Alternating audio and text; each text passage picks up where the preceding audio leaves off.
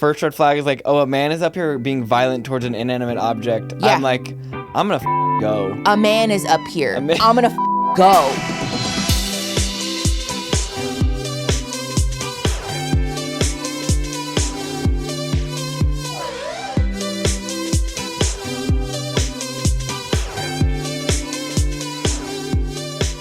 We don't have notes here. We don't have notes here. Are you fixing your balls right now? No. Yes. My labia are situated, but if they weren't, I would take this opportunity to Fix them. spitefully fix my labia. Am I keeping that in or am I cutting that out? It's up to you. I'll keep it in. It's fine. I have nuts. It's what it is. You know. You do have nuts. I do. You do. You got nuts, kid. Do you ever just wonder how we got here?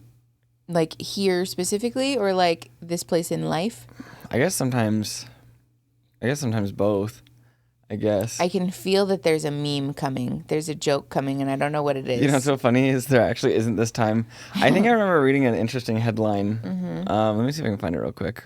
Women who feel powerless are more likely to endorse benevolent sexism and gender inequalities, suggests a new study. Women may attempt to overcome feeling powerless by adhering to sexist attitudes that offer power via idealization of women's qualities in intimate relationships. Benevolent sexism? I guess so, like, as in like identifying with like misogyny. Like, you know, like the kind of like the pick me thing. Can I read the headline just because I have a hard time processing verbally? I know, if I can't see the words, then I'm like, that's why, thank God bless subtitles. Verbal instructions really confuse me. Do you want to read it out loud again too? Yeah. Women who feel powerless are more likely to endorse benevolent sexism and gender inequalities, suggests a new study. Women may attempt to overcome feeling powerless by adhering to sexist attitudes that offer power via idealization of women's qualities in intimate relationships. Interesting. Okay. And I'm sure we'll take it with a grain of salt because I don't feel like doing the work to go and look at their sample size and everything. I'm sure it's behind a paywall anyways. But I guess that kind of checks out. Like, that kind of makes sense. Also, we talk about the nexus of power a lot. Yes. So it's just odd to me that it's referred to as benevolent sexism. Yeah, why would it be benevolent? I understand that to some degree it's probably just a research term. Yeah. But it reads as like sexism but good. And like that's never good. That's not good. You know what I mean? There's no good sexism. For a second I thought it was talking about the like over idealization of women that happens sometimes in like digital spaces where it's like, you know, God is a woman and like, you know, fuck men. And that's what I thought it was talking about. And I was like, nope, it was what? not that. It was not that. Yeah, that's kind of the opposite, I would feel. I feel like it like, especially when we talk about Christianity and stuff, and like Republicans especially, and it's like how when you're like, do you realize what you're going for is against your own? It's very like, what's that show that we stopped watching with Kate Moss? The Handmaid's Tale. Yeah. Yeah, I hate that show. I can't. Yeah. It's kind of a hot take, I guess. I don't like that fucking show. Sorry. You don't like the show because first of all, it's like trauma porn. Yeah. And second of all, it's hard like, to watch. Well, and it's also very like oppression from a white woman's perspective. You know?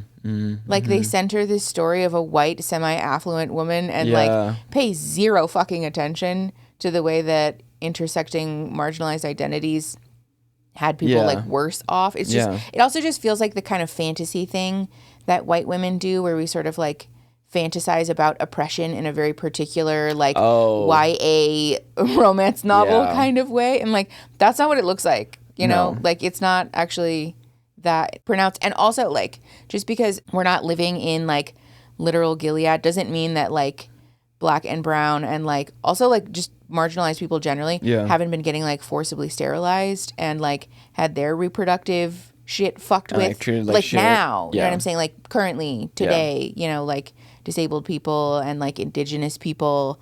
There's like a whole wave of people that had their reproductive choices stripped from them. So like why don't we talk about that? I feel like it hits a lot different too when things aren't like absolutely beyond fucked.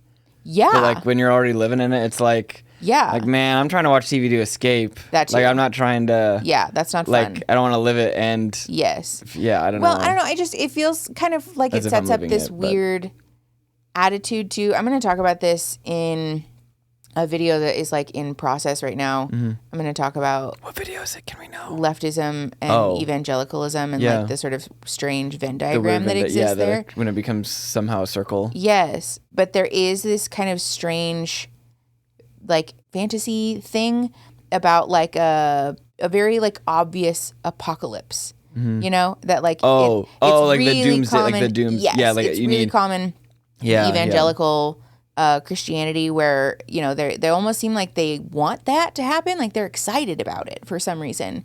And there is kind of that attitude in white feminism also that like one day there will be this big transformative event where we're all clearly oppressed and like that will be the line, and like that's not how oppression not how it works. Not how it works. You know, literally. Like that's not how oppression works at all. It's much more insidious than that. And slow. There's not going to be creeping. like a you know, a tornado siren where they're like, we're in Gilead now. You know, like no, it happens really slowly, and it happens first and foremost to the people who are most already marginalized among us. Yeah, like it's already happening. Literally. That's what I mean. Like it's just it feels strange. I feel like it's kind of a weird like look over here while we're like doing things over here. You know what I mean? There's like a part of me that wants to know how the show finishes, but also I just simply do not care. Or have it's also really violent sometimes. It totally is. It absolutely is. And it stresses me out. I have really like a button about violence and gore, and I don't have an easy time. I don't think that one's your fault though. That might be the trauma. No, yeah, that's definitely a trauma thing. But I just, if I have the choice between watching something that I'm going to have to like, okay, calm down and regulate your nervous system, or watching something that's like, I'm going to watch the silly fuck Also off the thing video. where we're like, if you need a TV show to watch after your TV show, yes, then like, maybe we don't need to watch that. Maybe I don't want that. Yes, exactly. Yeah. You need like a palate cleanser. Hi, everyone. Hello. Hi. This is, we should unpack this. I'm Aaron. I'm Mickey. We're talking today about a little bit of a smorgasbord of things. If you watched last week's episode, we ran out of time because we have so much trauma. I think you said drama and trauma. Trauma. Yeah, trauma. Trauma. So we're talking about some of the stuff we missed from last week, namely Ethan Plath's Non-Negotiables. Also, can we just talk about the Plaths real quick? I was gonna say. It's so incredibly loud and so incredibly clear that I do to some degree feel bad for the producers, because I can just imagine every week they're like, okay, what'd you guys get for filming this week? And they're like, we got fucking nothing. You know who I feel bad absolutely for? Fucking nothing. Who? The editors.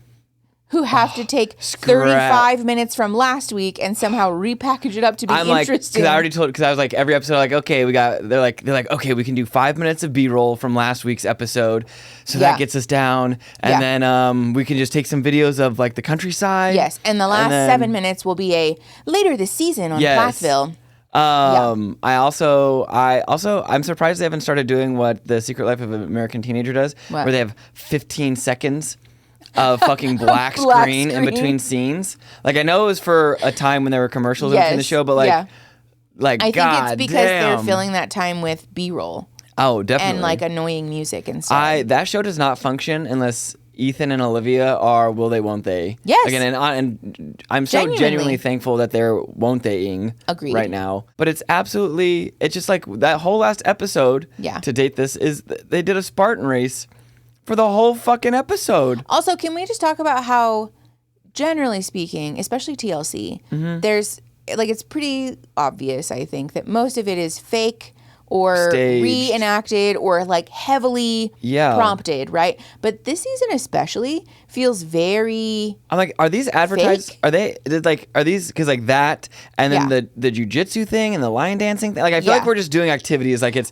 welcome to Activitiesville. Okay, but also the Spartan race thing, I am super confused. So, what is his name? Isaac forgot his clothes and his shoes and all of this stuff, right? But then ran the race like in under an hour. Well, I mean, that doesn't... Well, and like none of them trained.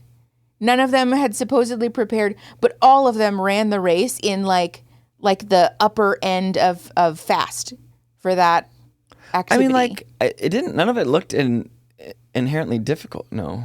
Climbing a rope?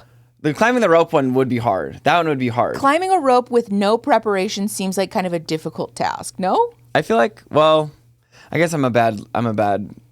But also, that's what I'm saying. Yeah. You go to the gym most days. Yeah. And you go for a run most days out of the week. It's the anxiety, yeah. Well, yeah, but you could run a Spartan race, I think, without having specifically prepared for those events, because you're like regularly working on your upper body strength and your lower body strength and your stamina and like whatever. But for people who are like, meh, we didn't really try. They're also like 20-something year old too. That's true. No, that's true. You're, you're right. You're using your old. No, you're right. Your old jester mind. Yeah, that's true. Could 20? Well, not me, but like a regular 20-something. 20-year-old, you might have surprised yourself. I feel like. Yeah, you're right. Yeah, give yourself some damn credit, dude. Maybe. No, you're right. Yeah. Yeah, things didn't really start to hit the fan until I got older. Yeah. Okay, that's fair. Yeah, I think it's just so funny to me though because we talk about this, and I don't know if it's my like.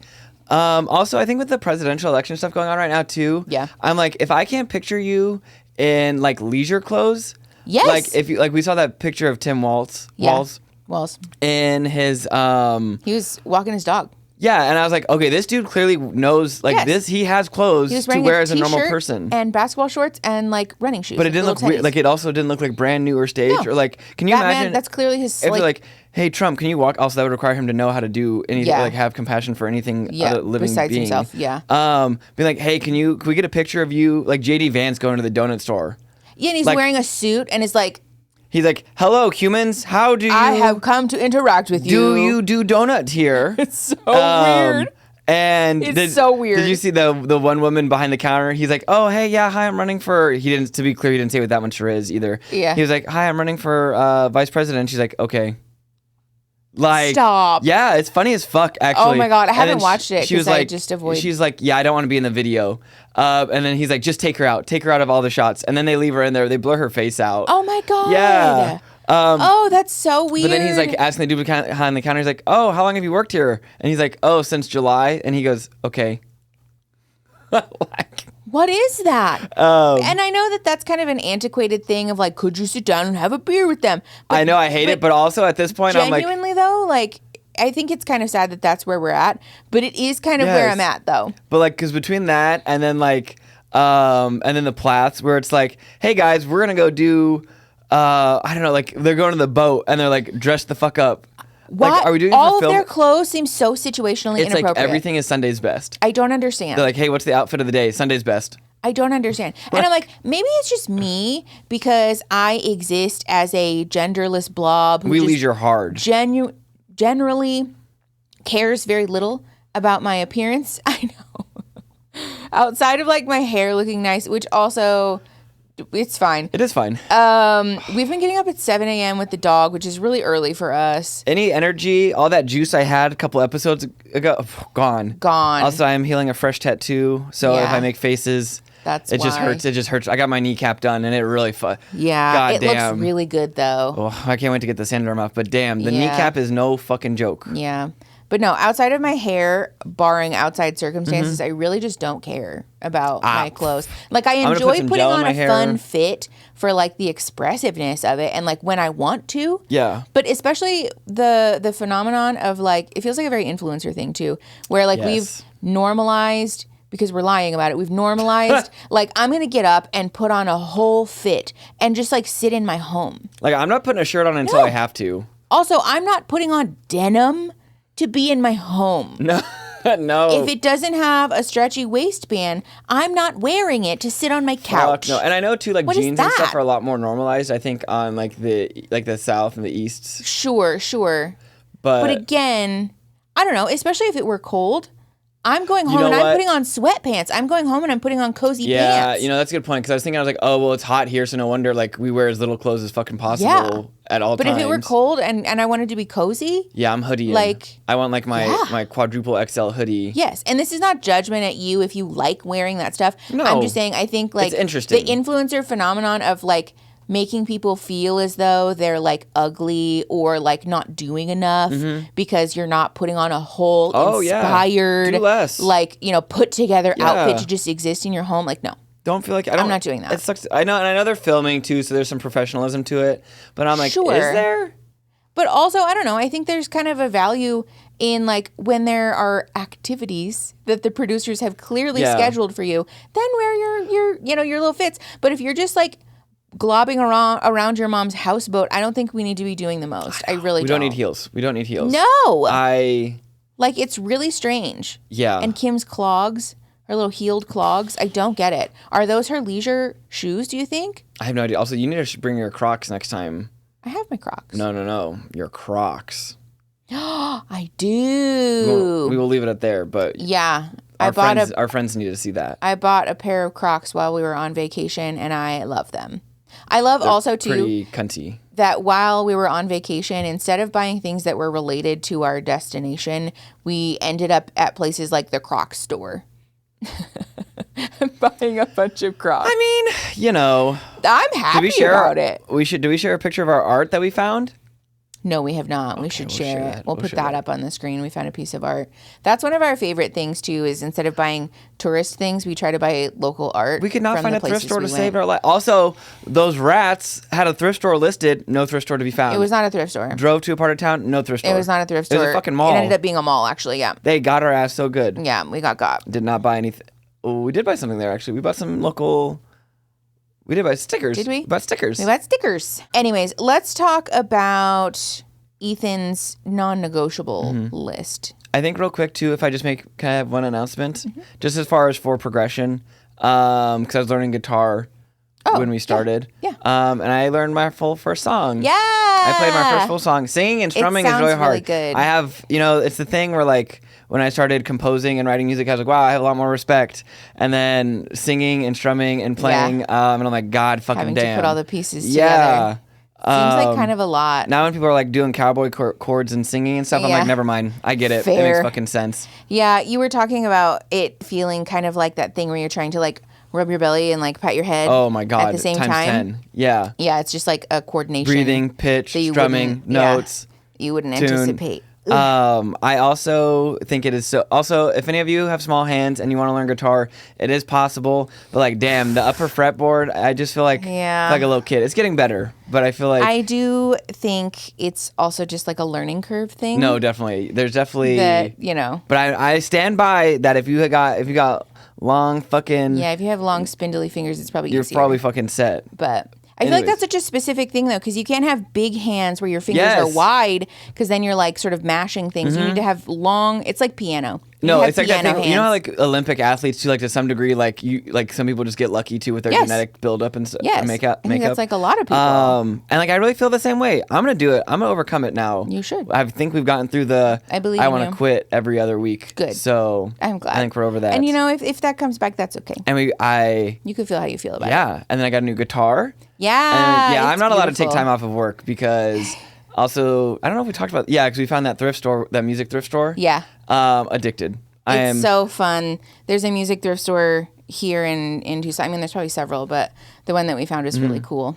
I genuinely, because sometimes we'll go to the thrift store and stuff, and it's like it's fine, like I can peruse. Yeah. But like I didn't realize like I had found my thing. Because like I could sit in that bitch all fucking day, just looking at shit and fucking around. You understand now? I understand it. I get it. It's so fun. I love putting my hands on stuff. Yeah. Well, and also too, it's not even about wanting to buy things necessarily, so much as it is just enjoying. I want to acquire. I want to buy. Okay, fair. But like enjoying seeing all of the different types of things. I know. I and like you're like, I didn't even know something like this existed. I know, especially all the old stuff that's in there too. I'm like, this is so fucking cool. Yes. Also like that mixer I bought. It's really because they were like, oh yeah, this woman brought it in, and she bought it for gigging, performing, and she never got a chance to use it.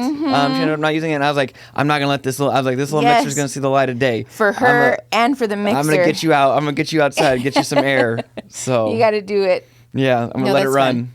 But it's just a fun thing. I really like thrifting, and it's such a thrill. Yeah. Also, I love when stuff has a story. Yes. Oh God. That's why I like it. That shit is good. That's also why most of the stuff on our wall is either thrifted or from small artists. It just adds a nice little. It does. Yes. When there's like an extra little. Speaking of small artists, let's talk about the Plaths. They are not small artists. They are small artists. Hello?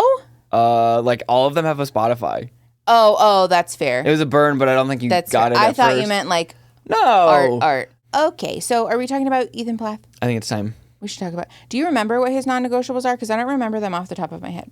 Ethan's three non-negotiables were to vote for Trump in 2024, to raise the kids to be religious, or to raise the kids to be Republicans. I do remember there being something about like the kids being patriotic, or like not raising his kids. Like Ethan didn't want to raise his kids to be like critical of the United States. And that, the first one was that Olivia needed to come back to Christianity and go back to the church. The other one was to raise their kids in the church. And I think the third one was something about like patriotism or like raising their kids to be patriotic and or Republican, I think was the thing.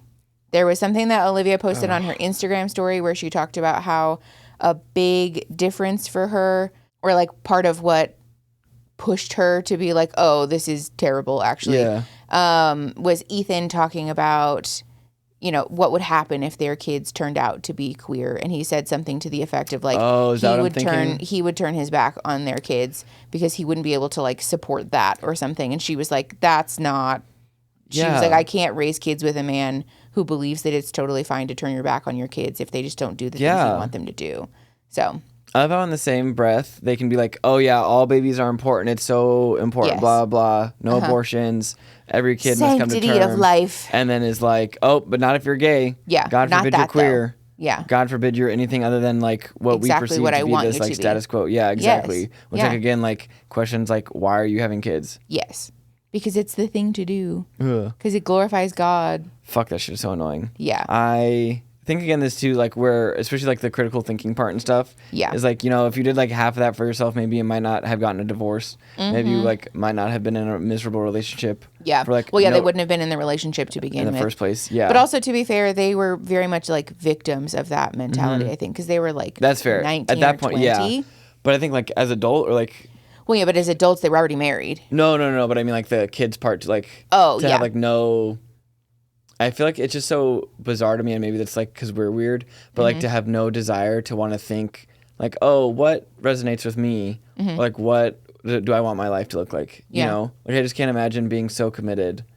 What do you mean? To like the values that like put you in such a box, you know? Oh. Well, yeah, I think that's the thing though, is that they don't think it puts them in a box. I guess you're right. They think it like provides them with freedom, which it doesn't. But so much freedom that you have to make these completely calculated decisions that everyone else before you has made. Yeah. So free. That also you can't deviate from in any meaningful capacity. Yeah. I don't know. I don't get it. I don't agree with the way that Ethan Plath is generally. I think that's also maybe part of why I'm not enjoying this season as much. Yeah. Because before there was a little bit of like, you know, you could sort of just distance yourself from the reality of things. Yeah. Also, I love you so much. That noise is going to drive me fucking bananas. No, it has not. It's been this whole time. Can you just take your Crocs off? If you're going to rub your feet together like that, if you can't have cricket feet and rub your Crocs together. I'm trying to think and all I can hear is like SpongeBob. Oh, it's going to drive me nuts. Anyways, in past seasons, I feel like it was a little easier to distance yourself from the reality that these people are like really aggressive conservatives and Trumpers and like, you know, anti-queer basically. Yes, all like things, everything, you know, everybody else's liberation except for theirs. Yes. But after Ethan and Olivia's divorce and all of that stuff, I'm just kind of like, y'all are actually like really shitty people. I think it's the show too, where I'm like, damn, there's not really like a redeemable character. I'm like, who do I like on the show? Olivia.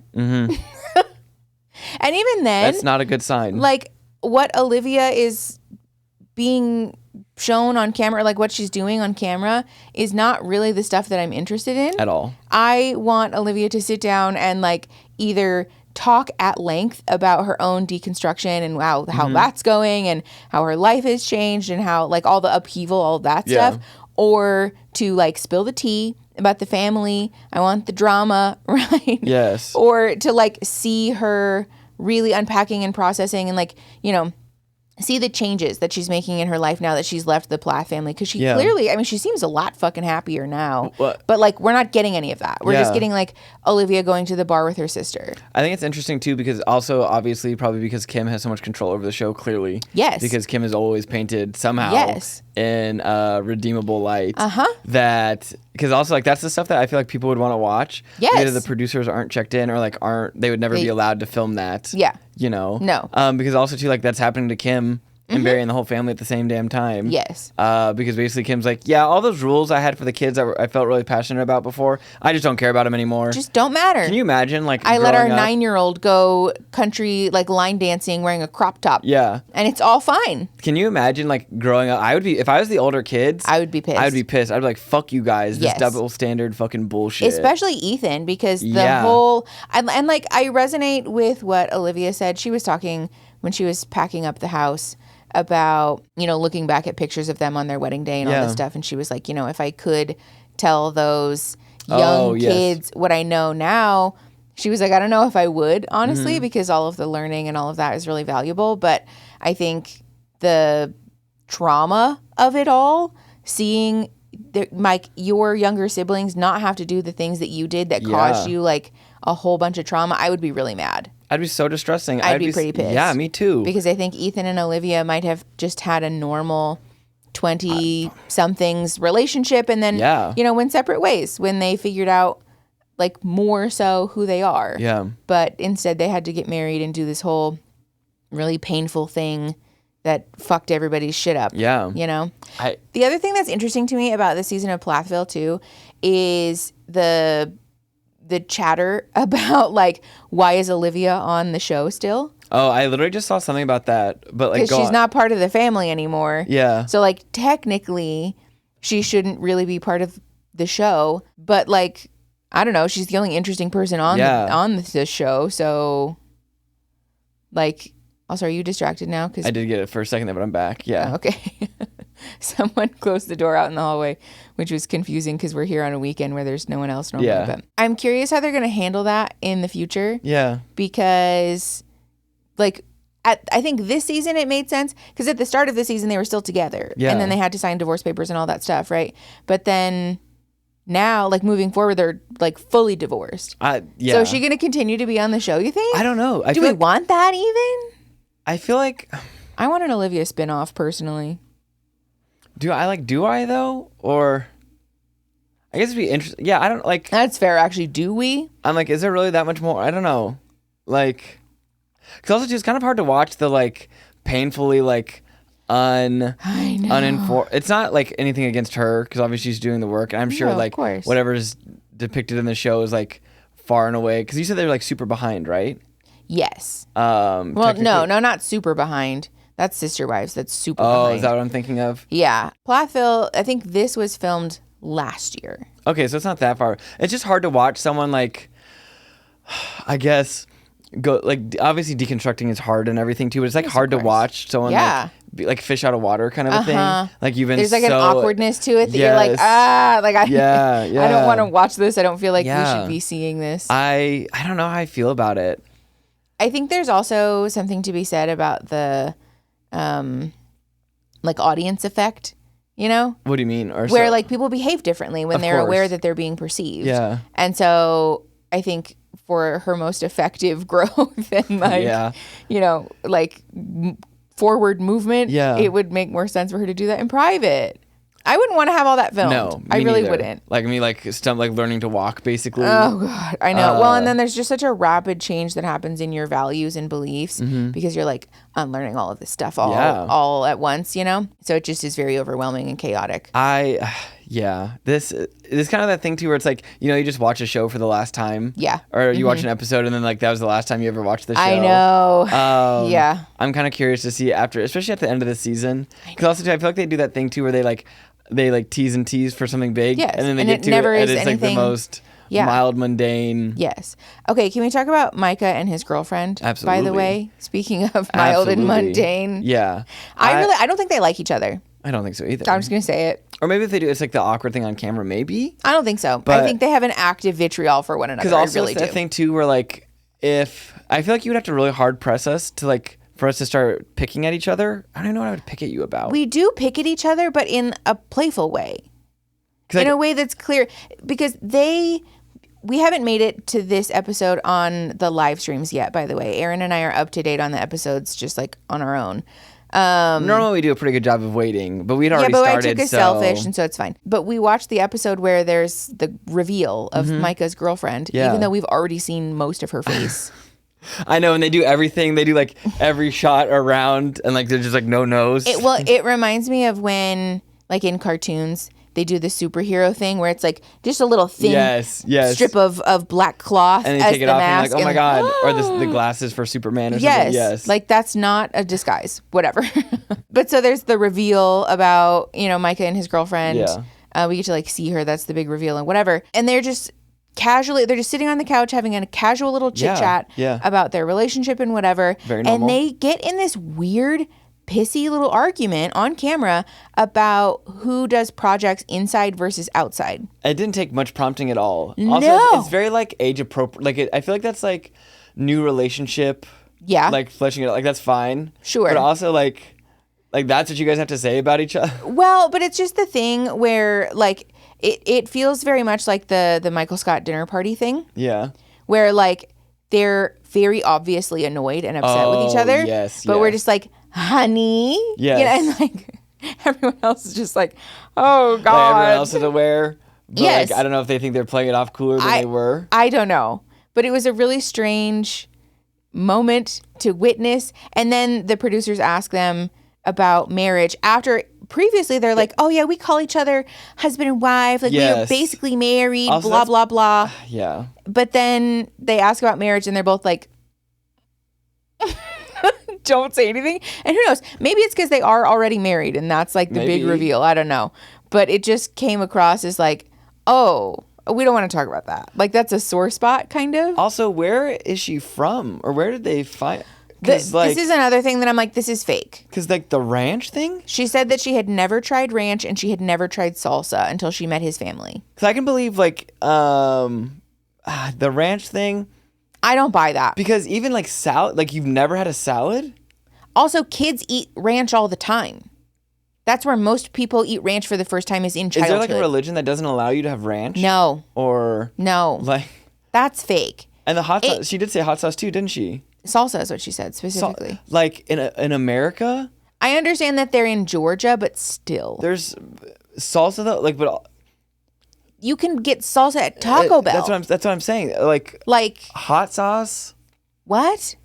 I don't buy that. I don't buy that for 1 second, especially because it comes across as like the very performative, like skinny girl thing. Do you think that's what it is? I wouldn't do that over ranch. I get. I don't know right now. Let me stop. Let me stop myself. Yeah, you were not. Let me stop myself. It just comes across as like, oh, I don't eat dressing with my salad. I just eat them raw. Turtled that shit. Yes. Yeah, like a very performative and fake fucking, like obviously fake lie. About how like, I could never have whole milk in my coffee. Yeah, you do. Yeah, you do. Everybody has fucking fattening foods sometimes. Like, shut up. I think this Stop is something too, looking back on it now, is like, I think it's like a very like gendered way to like, oh, like dudes work on worry about the outside and women worry about the inside. And I do stuff on the inside. Yes. Yeah. But I think as we've grown up more, it's just like, oh, we just do projects together. Yes. That was the other thing that was really confusing to me. Like, why is it so... Yes. strict? Like, why does it need to be... Because also, if you're in a new relationship and you're trying to flesh out, like, whether you want to be together or not, a great way to do that is to see whether you're compatible at solving a problem or, like, completing an activity, completing a task. Also, because I think one of the episodes, Mike was like, oh, she has me gardening or something. Or like, because normally that's like gardening is typically more of like a girly, feminine. Yeah, as far as like task. Traditional patriarchal roles are concerned. I know. And then Micah keeps talking about how he's starting a fence business. A fence business? Yeah, he keeps talking about how he's going to start a business or is starting a business where he puts fencing in. That's like a real thing, like for construction and stuff, but like also... But like I don't understand where that came from. Also, my impression is I'm like, how much money are they making from the show? Because I'm sure they get paid per episode. Yeah. Probably. I would assume not that much. It can't be that much, right? It's not. No. Like certainly I think a pretty penny, but not like a life-changing amount of money. They're like, not millionaires by any stretch. Is Spartan Race endorsing? Are they advertising? Was this a big advertisement? Maybe. It's entirely possible. I would not put it past TLC for 1 minute. They do all kinds of weird advertising. It's just so funny. I'm like, but... I don't know. It's just really weird. Especially the pivot from I want to be a model to now I put fencing in for a living. Like, where did that come from? I know. I feel like it's just Barry doesn't do that. They're so sudden. They're such sudden shifts. Yeah. And I feel like that's a very, like, young. No, sure, that's like early 20s. Yeah, like feeling everything out, of course. But also then they do this thing where like, yeah, I guess I'll just up and get married, and then like I'm already miserable now, so might as well make myself more miserable after complaining all last season about like I would never let myself get married like Ethan did. Yeah. And Olivia. I would never want to be married to someone like that. Meanwhile, is actively bickering with his partner on camera. After the first time being on camera together. Yeah. It's just a really strange thing. I don't know. It feels very much like when you subscribe to, I mean, kind of what we were talking about at the beginning of the episode, that like when you subscribe to these harmful roles and you insist that they're like right and good and okay, that like it does still spite you though. I just don't see, I think especially looking back on it too, or like I feel like that's just a good like learning area too, especially for like people who are younger and like new and in fresh relationships, is like I think we like hit our stride the best when we just started doing things together instead of like separately do, you know. I feel like that helps to prevent a lot of resentment. Oh yeah, I was gonna say presentment. Presentment. Presentment, but I was like, that's not the word. Those are actually prevent resentment. Words. I think so too. Yeah. Which I don't know. Maybe that doesn't work for everybody, but I feel like it works for us. But also, yeah, I like doing projects with you. I like doing projects with you too. I feel like too we've had to like. I feel like it's actually worked on our communication skills a lot. No, definitely. We joke about it all the time, but like the IKEA furniture thing is like so real. Yeah, the pavers project was hard. Pick a project neither of you know how to do. Woo! Fuck all that, and then my God. I bet our neighbors were outside just sipping their coffee, listening to us. I was like, if we're gonna argue, let's go inside. That's how we're so different, because you'll like. I don't care. I don't give a fuck. Especially when I'm like, irritated. no, come on, let's go inside. Come on. I'm like, no, we're talking about it now and here. I don't give a fuck. Like, I am not embarrassed, because I think it's also too that because I work from home and I'm at home more, I hear the neighbors get in fights with each other. I literally have never heard any of our neighbors get in a fight with each other. I have heard all of our neighbors, with the exception of the ones behind us and one neighbor across the street. I've heard all of them get in fights with each other.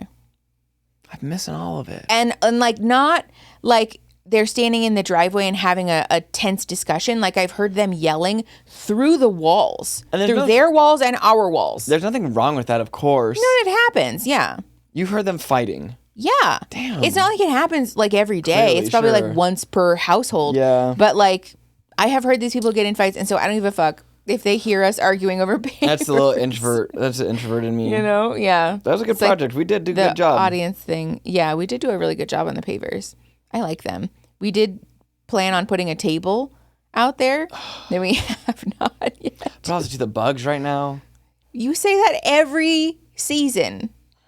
So what do we have pavers for if you don't want to put a table out there? We use the pavers all the time. I love walking on them. I walk on them. Oh my God. It's better than I want a table. We should get a nice little table. Okay. I think a picnic table would look so cute out there. Well, we do have a picnic table. We just made one. We just need to get a...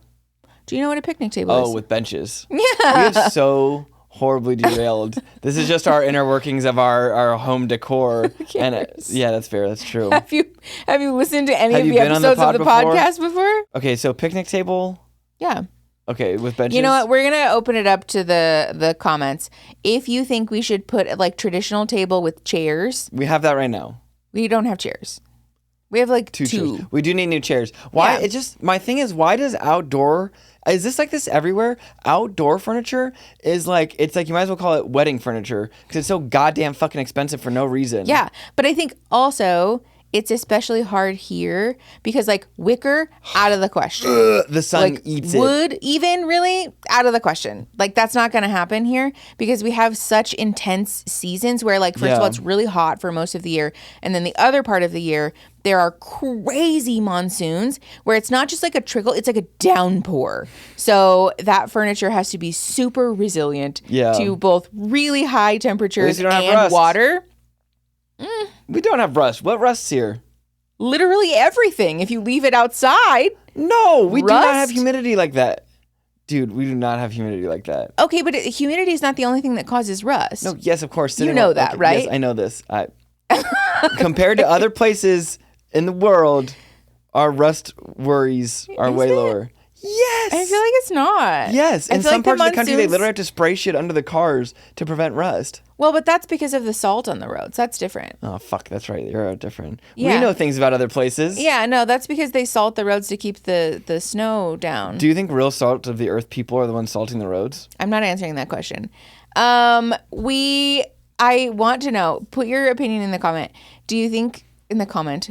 Do you just think, one? Everyone gets one. Do you think we should have a table with like traditional chairs around it, or should we look for a table that has like a built-in picnic bench? I'm personally, as a plus size person, a fan of bench seating. Yeah. Because it is easier, first of all, to have like an undetermined number of people around a table. Whereas like if you have 6 chairs, 6 people, right? But if you have bench seating, you could have like 6 people, maybe 8 people, depending on like how comfortable we are with one another and like the body sizes of those people. I also, but like if we're gonna bench seating is very versatile. I want like a park bench, but like how do we get a park bench in our backyard? Park bench in like the big hardy stone. Hardy stone. You want a stone bench. park bench? Yeah, but it's just so fancy. No, I want the wood ones that are just sealed. I thought we said we're not doing wood.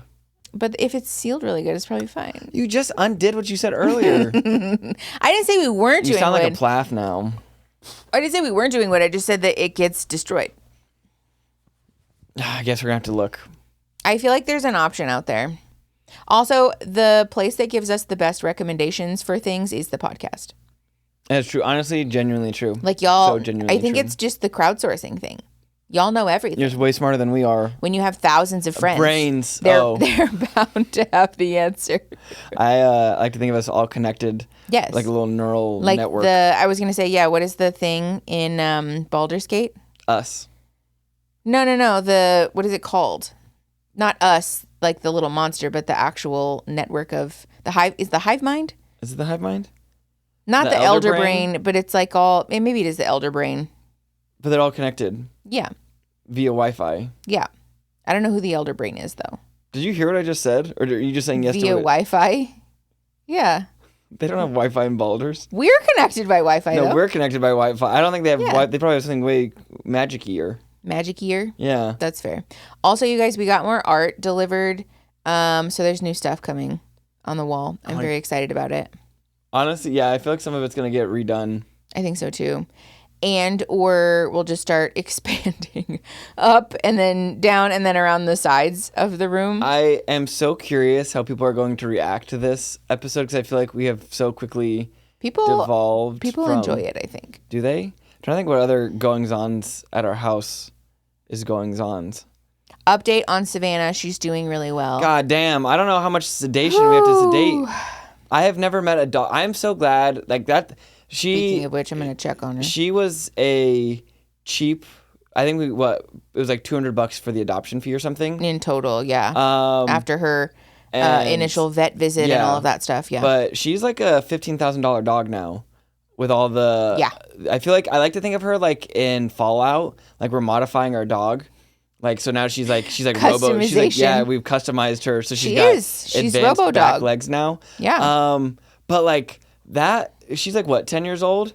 Yeah. That bitch has so much fucking life in her. Yes. It is nuts. Like, even with the broken leg, I'm like, give her more, sedate her more. That's why I am not going to complain about her needing more sedation. Yeah. Because even drugs that are intended to knock you down, out. She will not be knocked down. She refuses. She won't take it. That is a hardy fucking dog. Like night when we went to bed, she was still like pretty heavily. She was real groggy. She was zooting last night.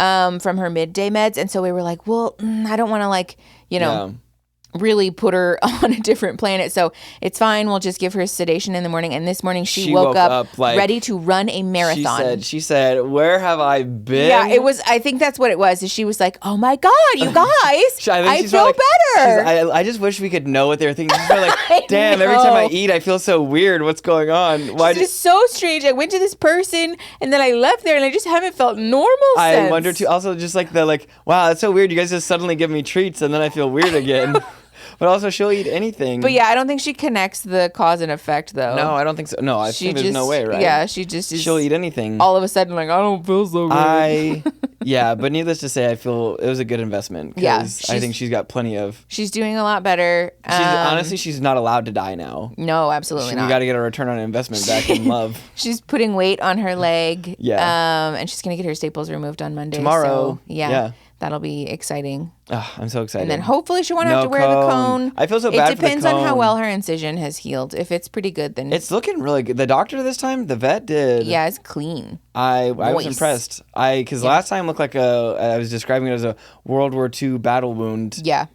Recovery on the... It was not good. On the battlefield. Yeah. Just fucking whatever you got, just staple them. Quite bloody. Cauterize it. Yeah. Also update... Another update. Yeah, we're doing updates now. This is the update podcast. I found a neurological institute that I want to get into. I need my fucking primary care physician. Oh my God, your PCP fucking dropped you again, or they didn't drop you, but they they retired. I got bounced. Leave of. I've never. Is it us? Is this happening to other people? Are your PCPs taking this is 4 PCPs unprompted in like 2 years? Leave of absences for extended periods of time? Did she seem like she was... Well, I didn't talk to her. It was I know, you saw her one time. Yeah, and like, to be clear, I'm not mad at my doctor for needing to take time off. Like, that happens and that's fine, right? I think the timing of it was just unlucky. You're so close to having another appointment. It's just really frustrating to feel like I can't establish consistent care anywhere. Because also then when you go to a new doctor and they're like, how many PCPs have you had? They think it's because I'm leaving. And I'm like, no, you're not understanding. I tried to stay. Yeah.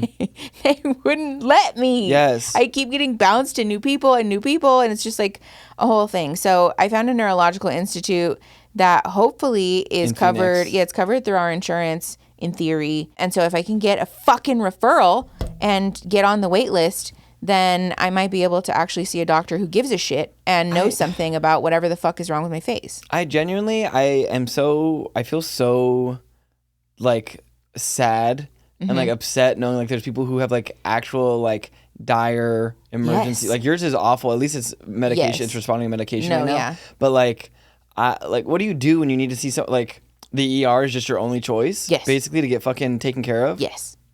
Yeah, fucking trash. That's like really how it works. Yeah. That's also why ER bills are so expensive because they recoup the costs of people who default on their medical bills by upping the cost of everything, and it becomes this like cyclical problem then where more and more people can't afford to pay their ER bills because they're just, it's a fucking sucks. It sucks so much. Fuck America.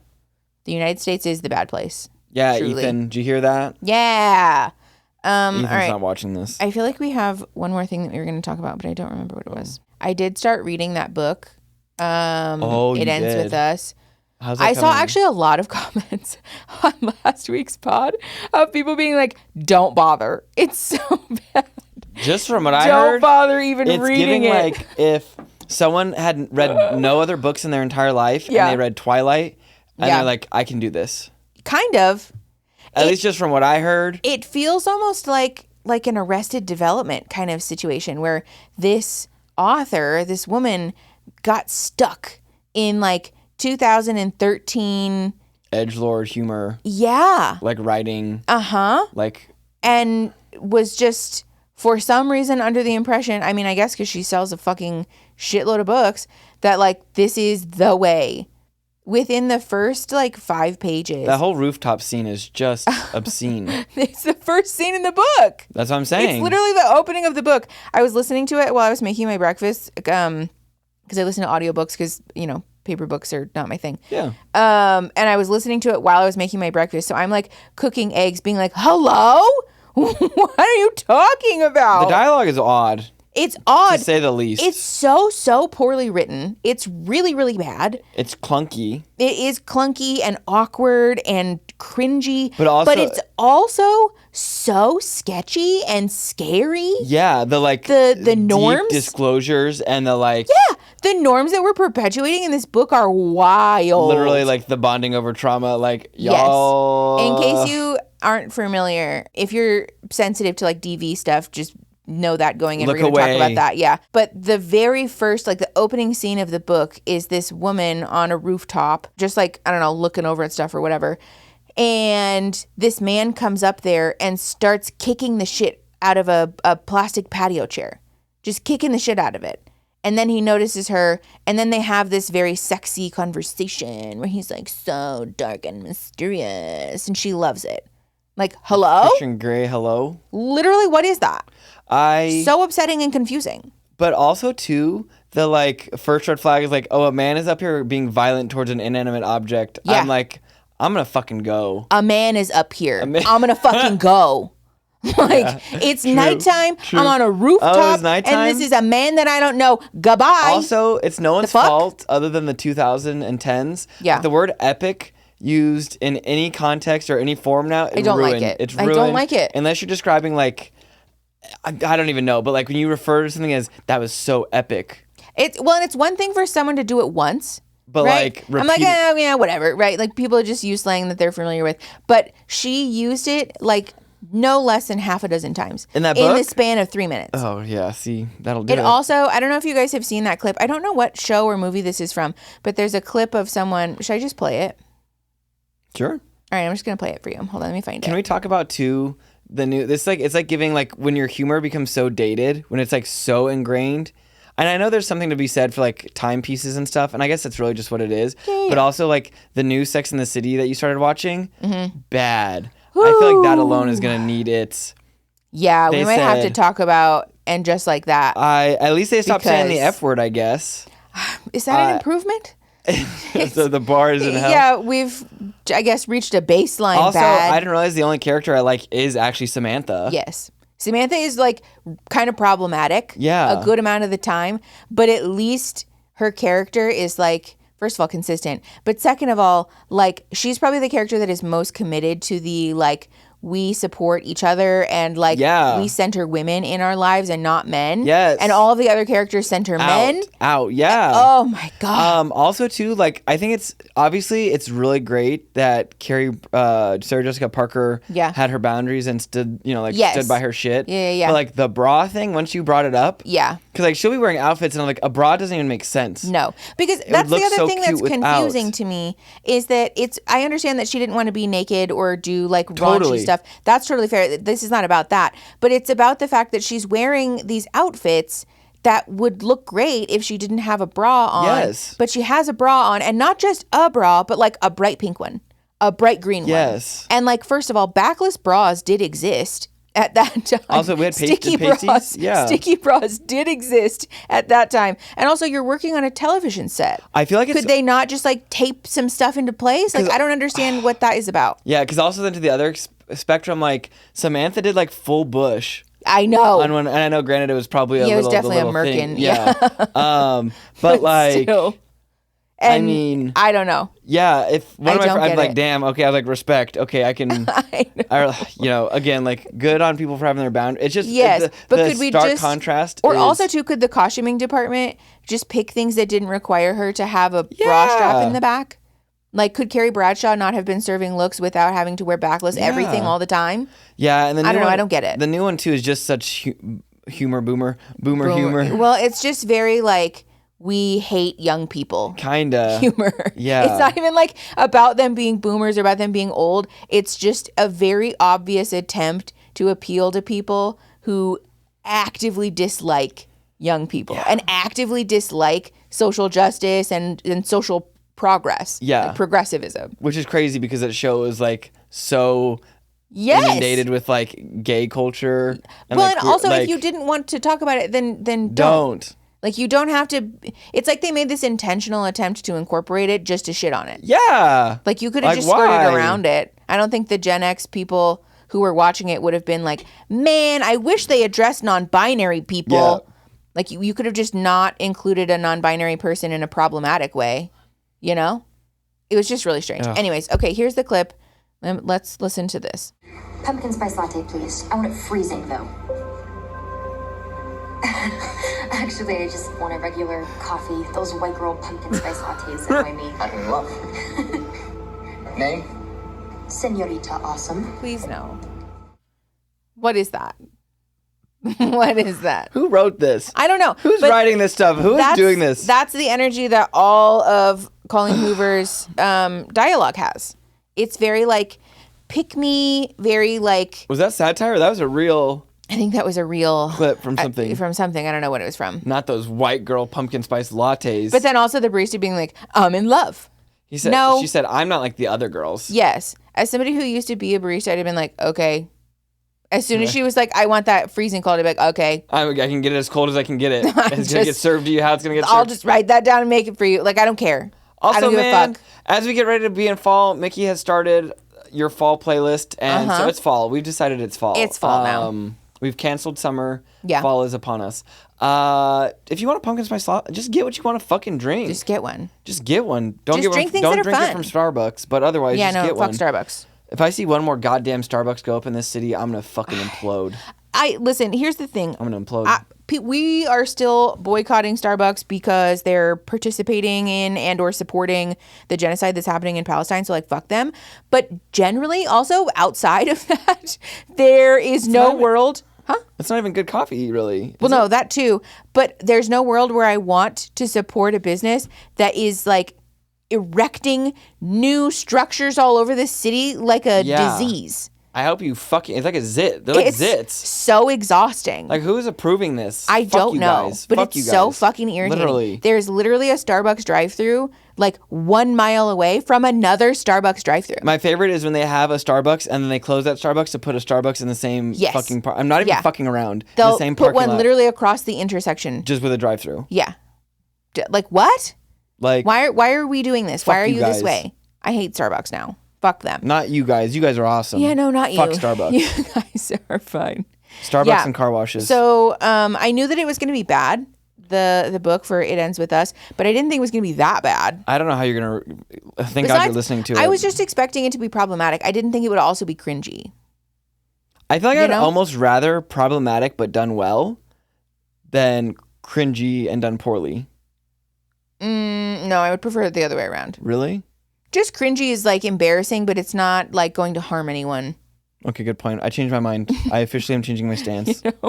I think I'd prefer it to be just cringy and well also, done. because at least when it's cringy, normally it's like easier to spot. Yes. It's like not covert. Definitely. You know? Yeah. Do we have anything else to talk about? No, everyone please take care of yourselves. Listener mail. Oh, listener mail, yeah. We'll wrap up today with some listener mail. Enjoy your hobbies. We're not done yet. I know we're not. I'm just telling people in therapy the last couple of weeks we've been working on joy. Myself. I was like, we as in all the components that make up Aaron. Sure. But something I realized that I've been doing is speeding. Like if there's a goal, if there's like a long road, I just see what's at the end of the road. I don't see all the billboards on the way. Yes. And then you get to the end and like you don't really have like a recollection or remember, or like you didn't get to enjoy the scenery along the way. Scenery or landmarks. Yeah, or you just cool rush. sights. You rush past everything. Yeah. And that can really steal your joy, especially if you're not taking time to like be grounded. Yes. And to enjoy the things that are in front of you, because then it kind of makes the whole thing unfun. unfun. Yeah. So find fun where you can. That's Joy is an act of resistance. Yeah. This is kind of old listener mail, but I think relevant nonetheless. This person did not say whether we could use their name or not, so we will not. But they said, I've been having personal issues with people at work who are 60 to 65 and think they are experts and, quote, deserve respect. Been there, done that. And that their younger coworkers are not up to snuff. I usually just smile and nod and tell them that they're doing a great job and I respect them, but I hate these interactions. Same. Yeah. I think it's a tricky thing to walk at work, especially because in some ways, like the therapist in me wants to be like, have a conversation, sit down, talk about it, you know? Yeah. But like the practical human in me is like, sometimes it's not worth kicking up dust over something that is only going to negatively affect you more. And a lot of times those people aren't necessarily receptive to... Yes, and that's the other thing. Also, there's so many different factors that go into like how willing and open they are. Yes. What type of 60 to 65-year-old are they? Yeah. And especially if there's somebody who is pretty committed to that belief system already. Yeah. I would assume they're not going to be particularly open receptive to feedback. No. But I do think that this is becoming like more and more acknowledged in the workplace, that like just because people are uncomfortable with being told what to do by someone who's younger than them doesn't mean that those younger people are bad at their job or that they're unskilled or, you know, whatever. Yeah. Actually, we were talking about this the other day. I don't remember in what context it came up, because you said something about like I think it was like a social media person or something, like a somebody who handles social media for a business or something. And you were like, yeah, they're probably younger than, or I was like, no, they're probably younger than we are. I think and you were like, yeah, like I would want that actually. Yeah, I wouldn't want to hire someone to do TikTok that's fucking 45 years old. No, I want some 20-something. There's nothing wrong with that, to be clear. No. But I want a kid. I want someone who's in the sauce. You know? Having a social media manager for a business who is younger than I am is probably wise, actually, because they probably know more. And also, I'm gonna expect a lot less from them, but as long as they do their fucking, like, they're professional, like. Oh, I was like, Puckett, that's so rude. No. I would expect less of them as like you haven't been in. Like, work, you know. But like, as far as made like, it sound like I would expect less from them because they're so like. Obviously, never. they could never be good at their job. And I was like, Puck, you just proved the point that we were talking about. Quite the opposite. I would take whatever I would. Yeah. Like, no, I hear just what like you're saying. the joke of like Gen Z kids showing up and fucking like. Yes. And just being like less committed to the sort of archaic professionalism norms. Exactly. Like I would not expect the same. I would not expect the same affect from a 20-year-old that I would expect from like like a person who's been working in corporate America for. Nor should you, years. you know? And I think in some ways that's kind of a blessing, really. I think so too. Because I think you can have like much more frank and open conversations with someone who's just like, okay, let's talk about it. Like the millennial boss thing. Yeah. There is kind of a value in that, I think. Yeah. No, I think you're right. So if that's happening to you, I am so sorry. Fuck that. Fuck those people. That shit gets under my skin so fucking fast. But do know that you are just as valuable and just as professional and needed and skilled and, deserving of respect and space. Don't be like me, but I say push back. I know. But don't be like me. We're so like chaotic and confrontational that we're both the people who will be like, hey, so I'm noticing. And like sometimes that's not wise. Sometimes to a fault. Yeah, maybe it might be a situation where it's helpful to have an outlet outside of that to just like complain. Yeah. Because that will do a world of good. So. Okay, we're going to wrap up the episode. Thank you all very much for hanging out with us and supporting. If you want to support us, you can like the videos, you can subscribe, you can leave us 5-star reviews and the things. Yeah. Thank you for doing the things. Yeah, thanks for doing the things. We love you. We'll see you next week. Things okay, later. bye. Bye.